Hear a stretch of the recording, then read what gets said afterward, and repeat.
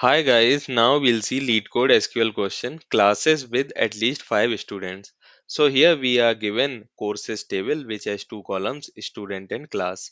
Here combination of student and class column is the primary key and each row of this table tells us what is the name of the student and what class they are studying. So now we have to write a SQL query that will give all the classes that have at least 5 students and we can return the result in any order. Like we'll see example to understand it in a better way. So like here we have courses table. It has two columns, student and class. Like A class is A student is studying in maths class, B is studying in English class, and so on. And we have to write a SQL query that will give us resultant table which will have only one column and class, and it will contain only only those classes where at least five or more students are enrolled. Like here for math class, 5 students are enrolled. One, two, three, four, 6 students are enrolled. So it is greater than or equal to 5. So we are returning that. Now how we can approach that?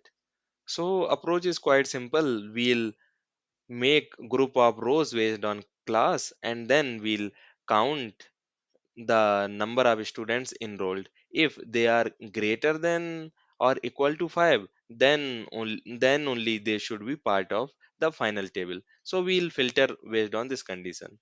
Now one thing we should note that here we cannot use having clause. Sorry, here we cannot use where clause for filtering because where clause filters rows before grouping is formed. So here we want to filter the rows after grouping is done, after group by. So we should use having clause instead of where clause. That is only point to learn in this question. Now we'll see actual query so that we can understand it in a better way.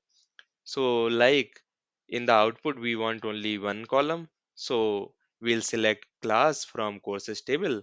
Then we'll do group by class and apply the condition or filter the rows based on the condition that count of students should be greater than equal to 5.